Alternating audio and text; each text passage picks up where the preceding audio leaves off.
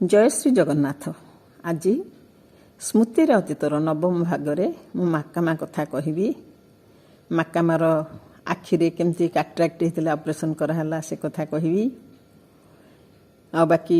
मेथी पानी उपकारिता से कथा कहबी। आ गोटे मजा कथा कहबी। तेबे कथा आरंभ करुच्ची। थरे से माकामा आम घर खाइक आसए आसिक कहला आमा आमा शुड़ू शुड़ू शुड़ू शुड़ू माने देखे कहली कौन देखला आखि कहला आमा मो आखि की भल दिशुनी आउ गोटे आखि ऑपरेशन करी पारलाखे मुंडे सी किसी बुझीनी खाली कथा ऑपरेशन करी से बेसी भल देखा जाऊनी आउ ये आखिटा भी दिशुनी मत ठीक भाव में दुईटा आखिरे भल कर दिशुनी मुझे कहली अच्छा ठीक अच्छे तते डाक्तर पाखे नहीं जा। एक्चुअली तार कैटरेक्ट होता गोटे आखि ऑपरेशन करता से पारलाखे मुंडे केमती कौन करता सक्सेसफुल एते ही नथिला किंतु आ गोटे आखि की हो आसए से कहली अच्छा जीवा डाक्तर पाखु दिने लायंस को गलु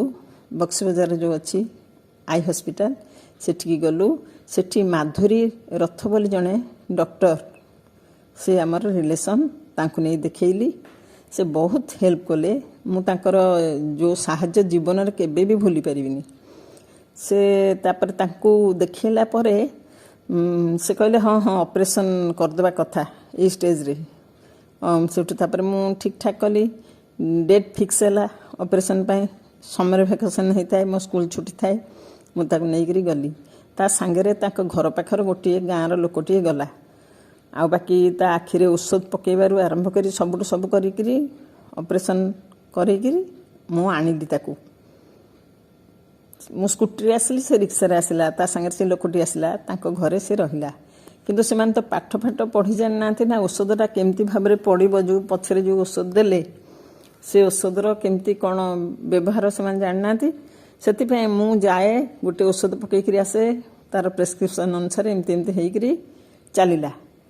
सेठू मु कहूँ कौन कि मुझे तरबरे जाए जे थरे गोटे औषधटे भूल पकई देची बोली भाविक देखला बेलू मोर माने चिंता हो गला मुझे तो आखि मु भूल औषध पकईदेली कि देखला बेलू नाई नाई ठीक औषधटी पकईची औषध पकईला बेले पूरा देखिया कथा मन स्थिर रखी सेठू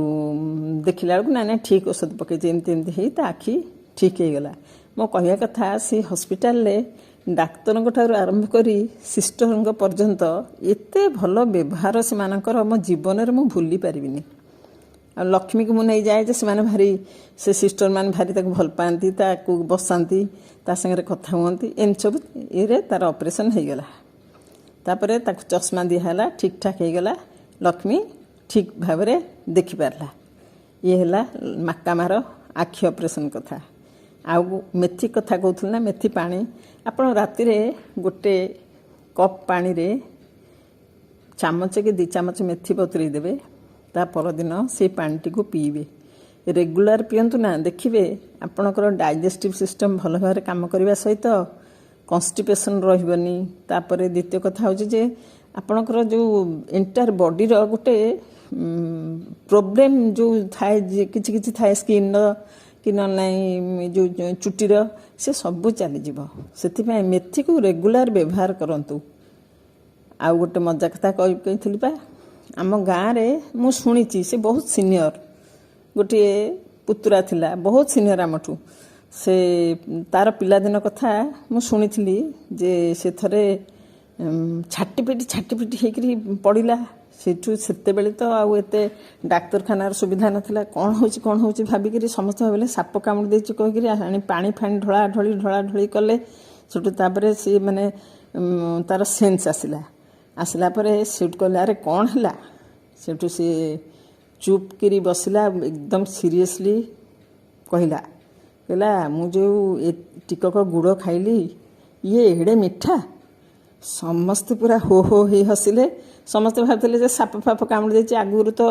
पानी ढाले जाए ये विष झड़े बोली कहते गुणिया पाख नवा कथा कहते किंतु सी एमती तार होता सी जेतिक माने कहूला मो देह कौन हो जाऊँगी माने पड़ी अनकनसीयस हो पड़ला भाया पड़ता सी सबू तार अभिनय थिला।